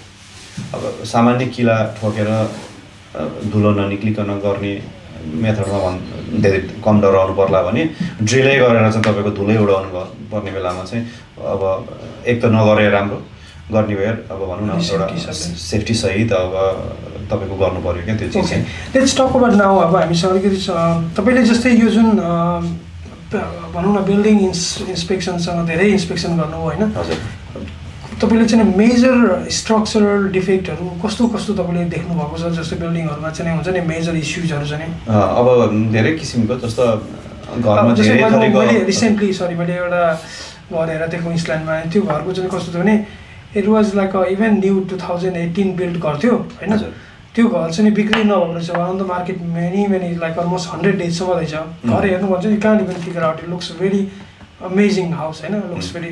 तर त्यसको मेन समस्या भनेर चाहिँ त्यो मुभमेन्ट इस्यु रहेछ क्या, स्ट्रक्चरली मुभमेन्ट भएको रहेछ। अनि घरको सबसाइडेड भयो हो, त्यही देखिन्छ। अब हामीले हेर्दाखेरि त तपाईँको कुनै चाहिँ घर एकतिर ढल्केको, अब सबै घरहरूमा त्यस्तो हुन्छ भन्ने छैन। मैले अब एउटा एक ठाउँमा जोर्डन स्प्रिङमा जाँदाखेरि एक ठाउँमा इन्सपेक्सन गर्दाखेरि चाहिँ जोर्डन स्प्रिङमा लच्छ त्यो पाउँदाखेरि त्यो एउटा मध्येको एउटा घर मैले पनि गरेको थिएँ। त्यो घर एकतिर ढल्केको छ, त्यो फिल गरेर बनाएको जमिन हो, पुरेर बनाएको जमिनमा थियो। अब 2-3 वर्ष 4 वर्षपछि त्यो सेटल हुँदै जाँदाखेरि त्यो युनिफर्मली सेटल नभएर एउटा साइडपट्टि सब साइड भयो। त्यो गर्दाखेरि त के भयो त घर यताबाट यो साइडमा तपाईँको सेटल हुने बित्तिकै के भयो त यो साइडमा तपाईँको क्र्याकहरू देखिने भयो होइन। युजली के हुन्छ भन्दाखेरि कुनै पनि स्ट्रक्चरल प्रब्लम छ भने चाहिँ त्यसको सिम्टम्सहरू चाहिँ घरमा देखिन्छ क्या। जस्तो घर मुभ भइरहेछ भने झ्यालको वरिपरि, ढोकाको वरिपरि क्र्याकहरू अपेयर हुन्छ। एक्ज्याक्टली, अब स्टेप क्र्याकिङ्सहरू देखिन्छ। अब बिस्तारै हेयरलाइन क्र्याकहरू डेभलप हुनसक्छ होइन। विभिन्न कारणले विभिन्न किसिमको क्र्याकहरू आउन सक्छ होइन।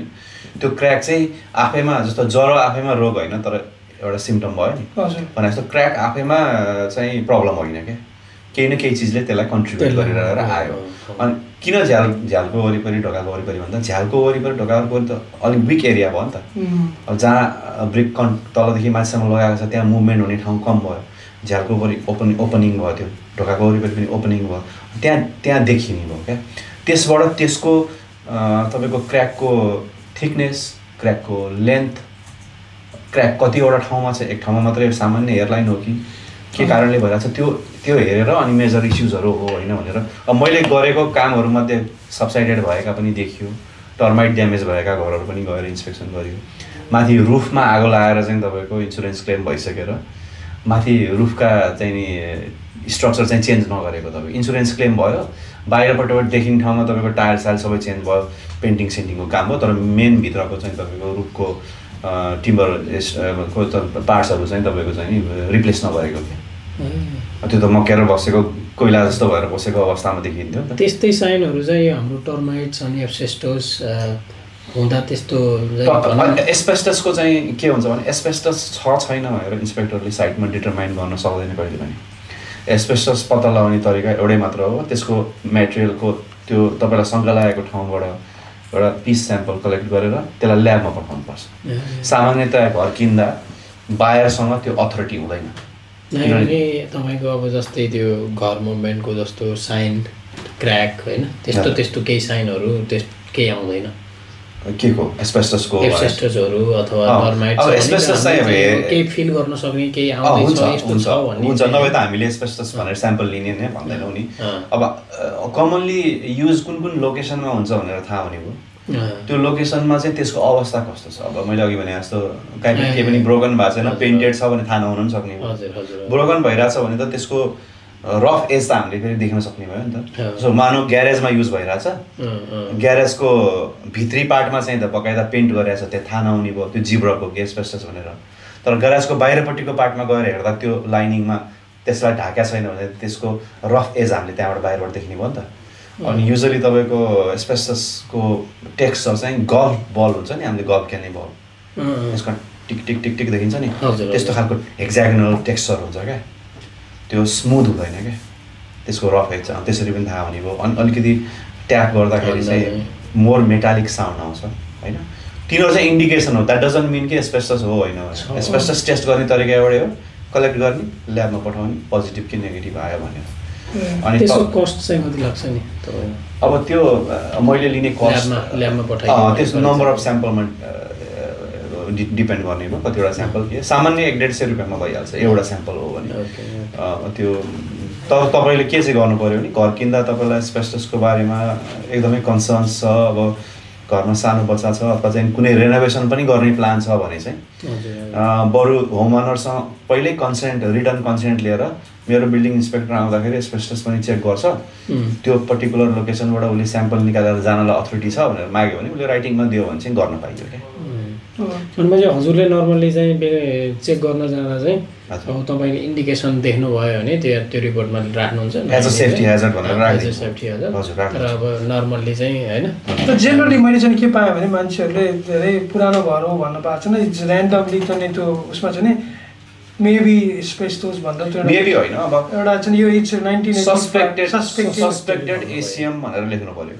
भन्नाले त्यो चाहिँ एभिडेन्स कलेक्ट छैन, तर this house is 1970 build, so we suspect भनेर चाहिँ मैले पास यस्तो छ स्ट्यान्डर्ड मेसेजहरू। अब बिना कारण त पक्कै लेखिएको छैन, तर त्यो लोकेसन डिटरमाइन गरेर फोटै दिन नमिल्ने हुनाले चाहिँ जेनरलाइज मात्र गरिदिएको। क्लाइन्टलाई अवेर त बनाउनु जरुरी भयो, किनभने उसको सेफ्टीको कन्सर्न भयो, किन सेफ्टी उसको म्याटर त गर्यो।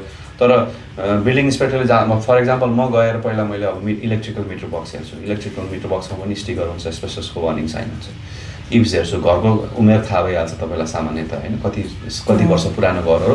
त्यसमाथि फेरि शङ्का लाग्यो भने कन्भेन्सर्सहरू सलिसिटरहरूसँग सोधेर कन्ट्र्याक्ट अफ सेल्समा घरको टाइटल अनरसिप हेर्दाखेरि त्यसको तपाईँको कहिले बन्यो भनेर थाहा हुन्छ होइन, प्री-80 को घर हो कि होइन भनेर हेरिसकेपछि मोर कस्टसली हेरिने भयो क्या।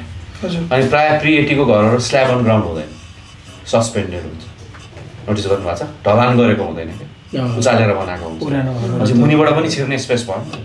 अनि मुनिबाट गएर हेर्दा एस्बेस्टसको रफ एज देखिने, जस्तो यो फ्लोरको मुनिको सबभन्दा लोवर मोस्ट मुनिको पार्ट एस्बेस्टसको छ भने त्यसको मुनिको पार्ट त तपाईँको एक्सपोज भयो नि त, त्यहाँ फिनिसिङ गरे भने त्यहाँबाट थाहा हुन्छ। हजुर, अब एउटा कुरो गरौँ हामीले, यो चाहिँ तपाईँको मेजर माइनर कुरा गरौँ होइन, बिल्डिङहरूको चाहिँ तपाईँले भन्नुभयो स्ट्रक्चर ड्यामेजहरू छ भने चाहिँ अब केलाई मेजर गर्ने केलाई माइनर गर्ने भन्ने कुरामा चाहिँ अब हामी जेनरली अब मैले प्रपर्टी किन्दाखेरि चाहिँ we look at the cost point of view होइन, हामीले चाहिँ कस्ट हुन्छ। अब कुनै प्रपर्टी मैले अस्ति भर्खर भिक्टोरियामा देखाएको थिएँ, त्यहाँ चाहिँ बिल्डिङ एन्ड पेस्टको जुन कन्डिसन जुन क्लज थियो त्यसमा चाहिँ के थियो भने मेजर इस्यु छ, स्ट्रक्चर इस्यु छ भने चाहिँ यु क्यान पुल आउट होइन फ्रम द कन्ट्र्याक्ट, नत्र भने चाहिँ जो सब्जेक्ट टु बिल्डिङ इन्सपेक्सनमा चाहिँ तपाईँको माइनर इस्यु छ भने you cannot even pull out क्या, you need to buy you that's your responsibility होइन, त्यो हुन्छ। अब जेनरली तपाईँको हामीले चाहिँ के गर्छौँ भने त्यसलाई चाहिँ कस्ट फिगरमा हेर्छौँ होइन, अनि त्यसलाई चाहिँ that could be opportunity for us to negotiate with the vendor होइन, हामी त्यसलाई चाहिँ नेगोसिएट गर्छौँ। अब लेट्स से $10,000 बनाउन लाग्यो भने लेट्स नेगोसिएट होइन, कतिपय कुराहरू त we can negotiate because we know already we buying second hand property होइन, सो अलरेडी क्रिस्टल क्लियर छ। कतिपय कुराहरू बिल्डिङ इन्सपेक्सनबाट जब अनकभर हुन्छ त्यसपछि वी क्यान नेगोसिएट होइन, त्यो हुन्छ।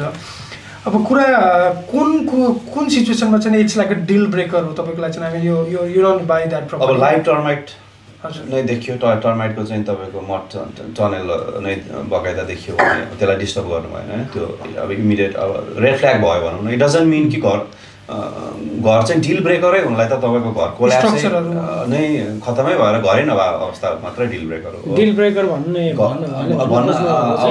त्यो चाहिँ क्लाइन्टको डेफिनेसनमा भर पर्यो होइन। कस्तो अब यो प्रपर्टी म किन्दिनँ त्यो चाहिँ कुनै स्टेजमा पुग्यो भने चाहिँ तपाईँको विचारमा तपाईँको as a I am not saying as a giving advice as a building inspector, तपाईँ एज अ क्लाइन्ट बायर भएर किन्नु भने वाट कुन स्ट्रक्चरमा चाहिँ I should not be go ahead होइन। अब टर्माइट मैले अघि भने नि त, टर्माइट इन्फेस्टेसन एकदम म्यासिभ छ, भित्रबाट पनि तपाईँको चाहिँ नि कहीँ यसो उकाएर हेर्दा सबैतिर मकिएर गइसकेको अवस्था छ।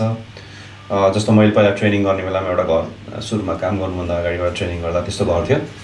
अब भित्रबाट पछाडिबाट पनि फ्रेमको हरेक पार्ट लगभग एभ्री अल्टरनेट टिमर छोडेर खाँदो रहेछ उनीहरूले, खाएर खत्तम भइसकेको छ। त्यो घर पुरै नकडाउनै गरेर रिबिल्ड गर्नु पर्यो, त्यस्तो त्यो त अब एउटा पार्ट भइहाल्यो होइन। अब म्यासिभ खर्च हुने अवस्था पनि बन्छ क्या कहिले। जस्तो अघि मैले तपाईँलाई भने नि, म माथिबाट टोयलेट फ्लस गरेँ, तल मुनि गएर क्रल गर्ने। अब ढलान गरेको घरमा त बाहिरबाट पानी चुह्यो भने बाहिर वालको बाहिरबाट पानी आएर देखिने भइहाल्यो। ढलान नगरेर उचालेको घर छ भने घर मुनि पनि हामी गएर चेक गर्छौँ क्या। त्यो गर्दा धरर पानी बाथरुम मुनिबाट चुहिरहेछ भने अब त्यो हामीसँग स्क्रु ड्राइभरहरू पनि हुन्छ, यसो ट्याप गरेर हेर्दाखेरि टिमर नै गिलो भइसक्यो भनेपछि त्यसको त फर्दर इन्भेस्टिगेट गर्नु पऱ्यो। अब तपाईँको सामान्यतया बाथरुम, टोयलेट, लन्ड्री, किचनको अवस्था राम्रो छैन भने चाहिँ त्यहाँ खर्च बढी हुने चान्सेस हुने भयो। ओके, खर्च बढी भयो तपाईँलाई र त्यसले हेडेक लिम त त्यो प्रब्लम कन्टिन्युअस छ क्या। पानी चुहिरहेछ भने त पानी कन्टिन्युअसली चुहिरहेछ नि त। त्यस्तो खालको प्रब्लम भयो भने चाहिँ त्यो सबै कुरा अनकभर नगरेसम्म तपाईँको त्यसको रियल प्रब्लम थाहा हुँदैन, त्यसको रुट कज थाहा भएन। सामान्यतया पनि अहिले तपाईँको एउटा कुनै बाथरुम रेनोभेट गर्नु पर्यो भने 10-15 हजार रुपियाँ खर्च हुने भयो। त्यो त म्यासिभ पैसा भयो नि त एउटा घरमा होइन हो। त्यही भएर वेट एरियाजको अवस्था कस्तो छ, त्यो प्रब्लमले अरू कति प्रब्लमले निम्त्याउन सक्छ। र अब सबै चिज कहिलेकाहीँ कम्बाइन गरेर पनि हुन्छ। प्रब्लम चाहिँ स्पेसिफिकली मेजर छैन, तर 60-70 एउटा माइनर समस्या छ। अब ओनर त्यो बेलामा त ओनर कतिसम्म चाहिँ अगाडि जान होइन, and of the day negotiate त बाहिरले गर्नुहुन्छ। तर मतलब मैले चाहिँ सजेस्ट गर्दाखेरि अब कोठामा बत्ती छ बत्ती बल्दैन, झ्याल छ झ्याल खुल्दैन, ढोका छ ढोकाको पछाडि डोर ह्यान्डल पनि छ, कुनै एक्सटेन्सम्म जाने अब त्यसमा चाहिँ होइन। कुनै कहिलेकाहीँ कम्बिनेसन अफ माइनर प्रब्लम यति धेरै हुनसक्छ त्यसले गर्दा ओभरअल पुरै नै घर अब किचनै पुरै रेनोभेट गरेर बाथरुम टोयलेट सबै बनाउनु पर्ने भनेर भन्ने अवस्था पनि हुनसक्ने हो। घर ठिक भए पनि स्ट्रक्चर कहिलेकाहीँ चाहिँ सिरियस अघि भने जस्तो सबसाइडिङ इस्युजहरू, ड्रेनेजको इस्युजहरू होइन, यावत कुराहरू चाहिँ फिक्स गर्ने। अथवा कहिलेकाहीँ सफ्ट फ्लोर स्ट्रक्चरै तपाईँको स्टेबल नभएर पानी मुनिबाट कन्टिन्युअसली बगिरहन्छ पानी परेको बेलामा भनेपछि त्यो तलबाट सपोर्ट जुन ब्रिकको पेयर जुन फाउन्डेसन्सहरू छ त्यो नै ढल्किरहेछ। एउटा मात्र होइन 10वटा 15वटा ढल्किरहेछ भने त्यसलाई त निकाल्न मिलेन।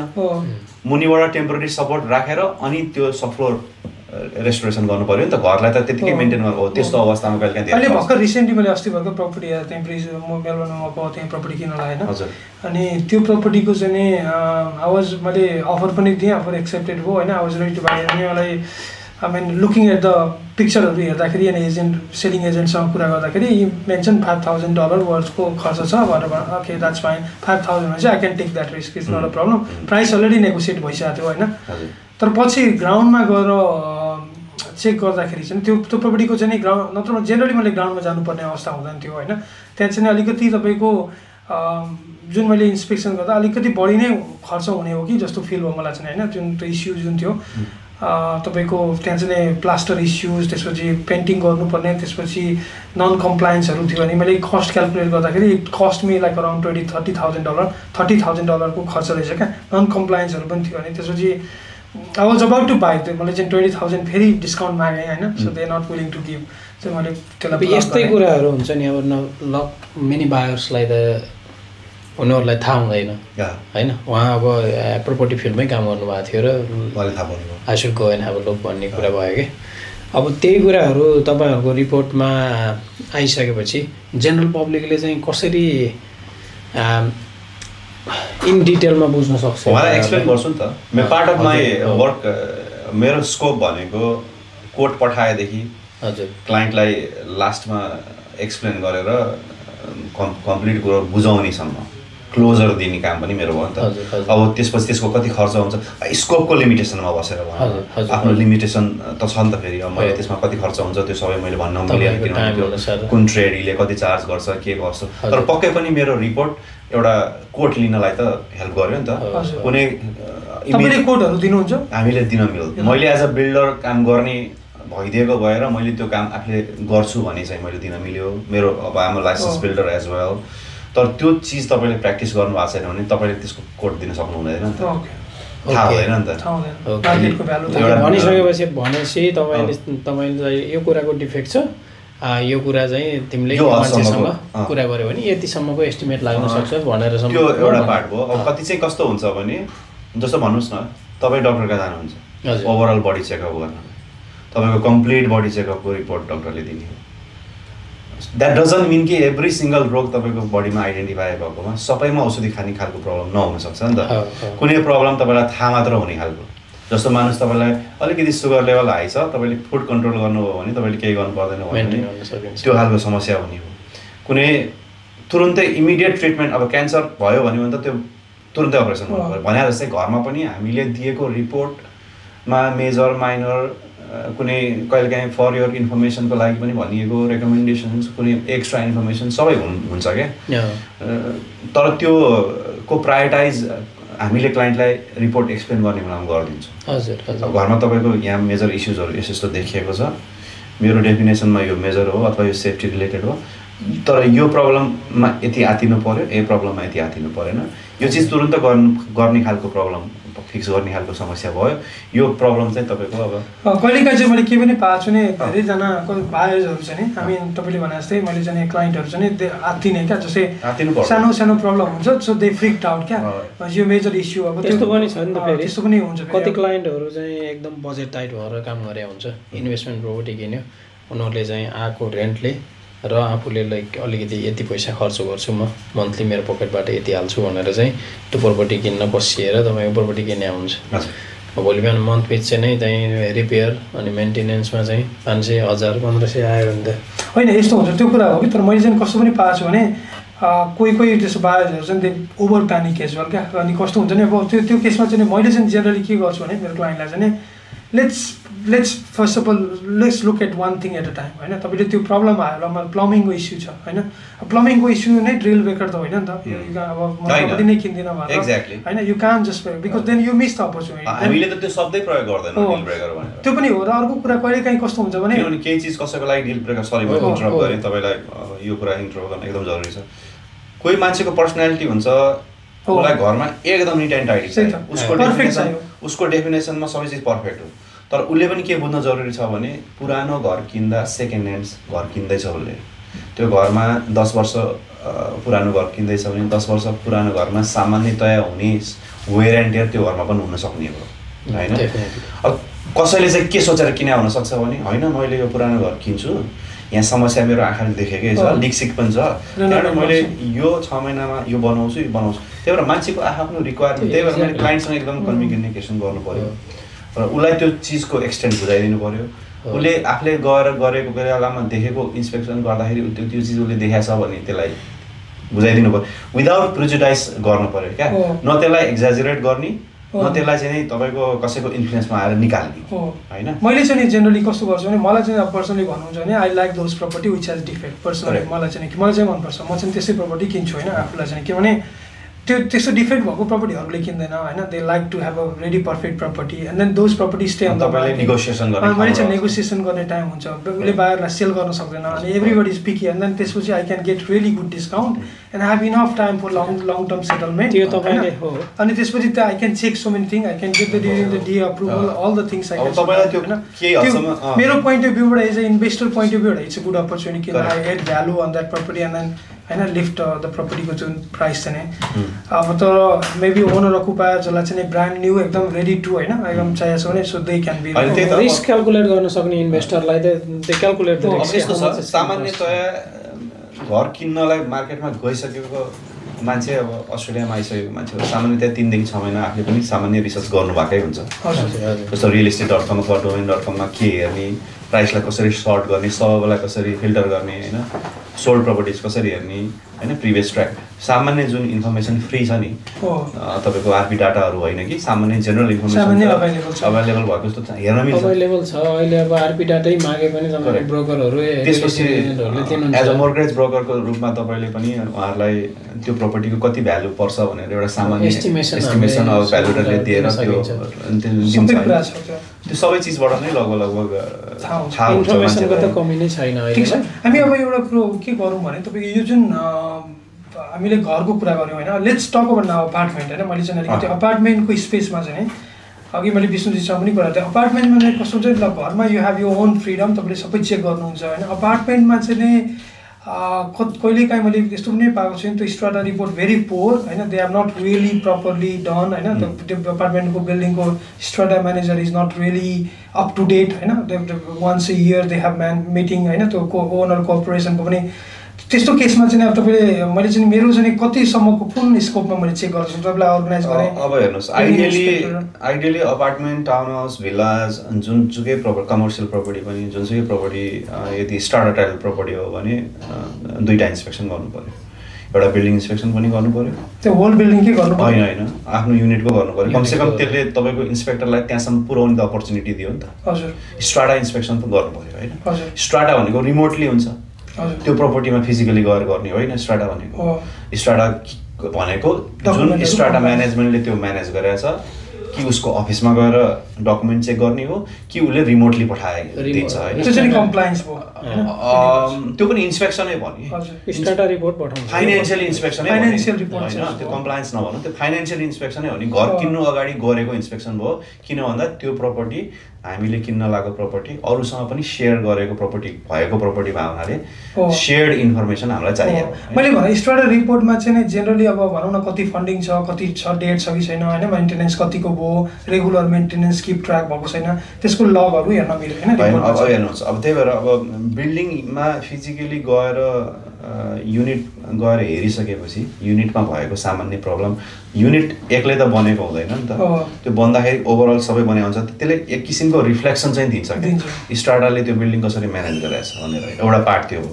अब स्ट्राटा इन्सपेक्सन गर्दाखेरि पनि त धेरै चिज हेरिन्छ नि त, तपाईँको ब्यालेन्स सिट हेरिन्छ, पछिल्लो 3-4 वर्षको एजिएमको मिनेट्स पढिन्छ होइन, अनर लेजर हेरिन्छ, त्यसपछि तपाईँको आएर अरू कुनै लिगल डिस्प्युट्सहरू, करस्पोन्डेन्स फोल्डर्सहरू, डिफेक्ट रिपोर्ट्सहरू होइन, एनक्याडका कुराहरू, लिगल ट्राइब्युनलका कुराहरू थुप्रो।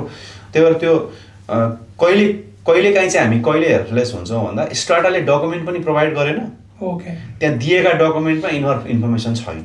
अब डिस्कस नगरेको कुराको म्याटर चाहिँ साइटमा केही भइरहेछ भने त्यो चाहिँ थाहा हुने भएन।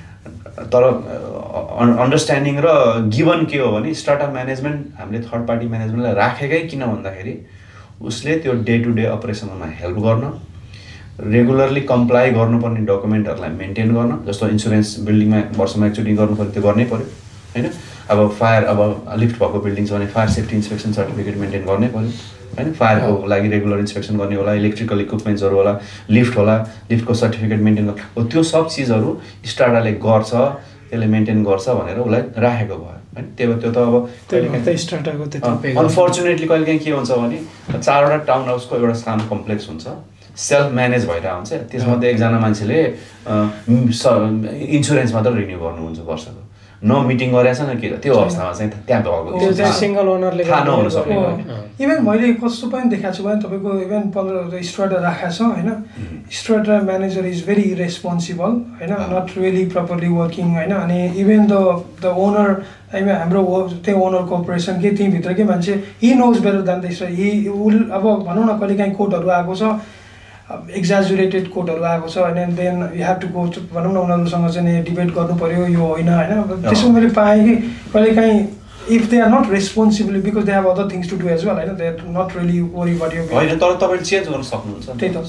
तर मैले तपाईँलाई चाहिँ के कसरी मिल्छ 60-70% ओनर कोअपरेसनले चाह्यो भने तर त्यो होल बिल्डिङको मेजोरिटीले चाहनु पर्यो कन्ट्र्याक्ट कहिलेसम्म साइन गरिएको छ त्यसपछि इमर्जेन्सी जेनरल मिटिङ भनेर कल गरेर चेन्ज गर्न पाइन्छ। तर मलाई एउटा कुरो भन्नुहोस्, मैले चाहिँ तपाईँलाई के सोध्न पाएँ भने जस्तै बिल्डिङ इन्सपेक्ट गर्नुभयो, त्यो मैले माना युनिट 1 मैले किन्दैछु होइन, मेरो युनिट 50वटा युनिटको त्यो कुनै स्पेसिफिक एउटा युनिट 1 किन्दैछु भने तपाईलाई चाहिँ त्यहाँ हायर गर्दा कि तपाईँ त्यो युनिट 1 कै मात्रै चेक गर्नुहुन्छ कि होल ओभरअल इन्टरनल युनिट भित्रको मात्र चेक गर्ने भयो? ए त्यो होल बिल्डिङ तपाईँले हेर्न पाउनु कमन एरिया केही पनि त्यो कमन एरिया स्ट्राटा टाइप भयो के मैले चाहिँ अपार्टमेन्टको चाहिँ एउटा अनफर्चुनेट भनौँ होइन, मैले पनि पर्सनल एक्सपिरियन्स गरेँ हुनाले अपार्टमेन्टको समस्या कस्तो हुन्छ नि, त्यो मेरो युनिट चाहिँ एकदमै ठिक छ, कुनै लिकेज छैन, कुनै राम्रो छ, सबै कुरा ठिक छ, कुनै प्रब्लम छैन होइन, तर because of other units have problem, other unit have structure problem, any स्ट्राटाको त्यो होल मिटिङमा चाहिँ let's now spend $200,000 to fix the building, मेरो सबै ठिक छ, मेरो रुममा कुनै प्रब्लम छैन, now everybody has to share. त्यो चिज त तपाईले स्ट्राटा रिपोर्ट बनाउने बेलामा आइहाल्छ नि त, तपाईँले स्ट्राटा रिपोर्ट बनाउँदाखेरि निस्किन्छ, किनभने स्ट्राटा भनेकै तपाईँको त्यो डकुमेन्ट्सहरू तपाईँको एउटा दुइटा होइन 20-25 डकुमेन्टलाई कोरिलेट गरेर हेरेर अनि त्यसपछि जस्तो मानौ मिटिङमा केही डिस्कस गरेको छैन लिगल इस्यु, तर ब्यालेन्स सिटमा लयरलाई 50,000 तिरिरहेछ, मिटिङमा डिफेक्टको बारेमा केही पनि कुरा गरेको छैन, नम्बर डजन्ट लाइ नि त। अब तर तपाईँको बजेट थियो 2 लाख रुपियाँ उठाउने छ वर्षको यो कम्प्लेक्सलाई फर इक्जाम्पल, 60,000 चाहिँ डिफेक्ट रिपोर्टलाई कन्सल्टेन्टलाई तिरिरहेछ भने चाहिँ समथिङ रङ भनेर त त्यहाँबाट पत्ता लाग्ने भयो नि त। त्यसपछि फेरि अनर लेजरको हेर्ने भयो, अनरले रेगुलरली तिर्ने भन्दा बढी पैसा तिरिरहेछ, ओके 3 महिना अगाडिको क्वार्टरली लेभी चाहिँ उसले $4,000 एकैचोटि तिरेको रहेछ डिफेक्ट रिपोर्ट भनेर, अनि त्यसरी पक्रिँदै कोरिलेट गर्दै ल्याएर अनि गर्ने भयो होइन। त्यही अब मैले तपाईँलाई जेनरलाइज गरेर भन्नुपर्दा चाहिँ अब बिल्डिङ एन्ड पेस्ट इन्सपेक्सन भयो, स्ट्राटा भयो, स्ट्राटा टाइटल प्रपर्टी छ भने, नयाँ भयो भने नयाँ न्यू कन्स्ट्रक्सन इन्सपेक्सन्स भयो, अघि तपाईँले सोध्नुभएको एस्पेस्टसको छुट्टै इन्सपेक्सन पनि हुन्छ, घर किन्न भयो अब पछि तपाईँले रेनोभेसन गर्न लाग्नु भएको छ, अब भत्काउनुभन्दा अगाडि चाहिँ मान्छे बोलाएर मेक स्योर गर्नु पऱ्यो नि त कहाँ छ छैन, त्यतिखेर गर्ने, मोल्डको पनि छुट्टै इन्सपेक्सन हुन्छ होइन। अनि अब अरू ड्रग मैले चाहिँ गर्दिनँ, तर ड्रग रिलेटेड जस्तो मेथाम्फेटामिनहरूको मान्छेहरूको घरमा ल्याब स्याब छ भने त्यस्तो खालको हेजमेटको इन्सपेक्सन पनि हुन्छ क्या होइन। अब त्यो घरमा कुनै ड्रग ल्याब थियो, विशेष गरी यो कम्युनिटी हाउसिङको घरहरू होला के होला, घर किनबेच गर्दा त्यस्तो खालको अरू फरेन्सिक र एक्सपर्ट इन्सपेक्सन सर्भिसेसहरू। एउटा पर्टिकुलर घर थियो, मैले त्यो तपाईँको ब्रिजबेनमा हेरेको थिएँ होइन, it was like a heavily smoked क्या, तपाईँको स्मोकिङ गर्ने हुनाले it's like a really horrible स्मोकिङको त्यो त्यसको लागि अब कहिले एकदम थरो क्लिनिङ अथवा फरेन्सिक क्लिनिङ नै प्रपर क्लिनिङ गर्नुपर्ने हुन्छ। अक्सनहरूमा जाँदा चाहिँ तपाईँको नर्मल्ली अक्सनमा चाहिँ already building and pest report उनीहरूसँग एभाइलेबल हुन्छ, त्यो रिपोर्टमा रिलाइ गर्ने कि हामी नयाँ बिल्डिङ इन्सपेक्टर खोजेर नयाँ रिपोर्ट निकाल्दा बेटर? थ्योरिटिकली त बिल्डिङ इन्सपेक्सनमा रिलाइ गर्ने होइन, थ्योरिटिकली किन भने जसले गरे पनि त्यो दिएको रिपोर्टको रेस्पोन्सिबल पर्सन त त्यो रिपोर्ट बनाएर जेनेरेट गरेर दिने मान्छे भयो नि त, किनभने यो त हामीले काम गरेको त हाम्रो त प्रोफेसनल इन्डिमिटी इन्सुरेन्स छ नि त होइन, इन्सुरेन्स किन मेरो इन्सुरेन्समा बकाइदा यो गर्न मिल्ने यो नगर्न मिल्ने भनेर डिफाइन छ नि त, म आफ्नो स्कोपभित्र बसेर काम गरेँ हुनाले त्यो तपाईँले भन्नुभएको कुरा चाहिँ अब रिपोर्ट अलरेडी अभाइलेबल छ, त्यो रिपोर्टलाई ट्रस्ट गर्ने कि नगर्ने किन नगर्ने ट्रस्ट, तर अब कहाँ समस्या हुन सक्ने हो भने एज अ क्लाइन्ट तपाईँले कति बुझ्नुभयो त्यो रिपोर्ट पढेर, पाउनु त पाउनु हो, तपाईँले त त्यो व्यक्तिलाई नहायर गर्नुभएको थियो, तपाईँले त्यो रिपोर्ट आफ्नो हातमा पाउनुभयो होइन। त्यस्तो विभिन्न प्लेटफर्महरू छ, त्यसबाट तपाईँले किन्न सक्नुहुन्छ, डाउनलोड भन्छ, कहिलेकाहीँ एजेन्टले फ्रीमा पनि दिन्छ होइन। पछि अब कुनैमा चाहिँ तपाईँले सक्सेसफुल बिडर हुनुभयो भने लास्टमा तपाईँले तिर्नुपर्छ त्यो होइन, कि तपाईँले त्यो इन्सपेक्टरलाई इङ्गेज नगरे भएर र तपाईँले त्यो पाएको रिपोर्टमा अब जेनरली कसले बनाएको को इन्सपेक्टर हो, उसको क्वालिफिकेसन के हो, त्यसको केही इन्फर्मेसन छ भने तपाईँलाई शङ्का लागेको कुरा सोध्न पाउनुभयो।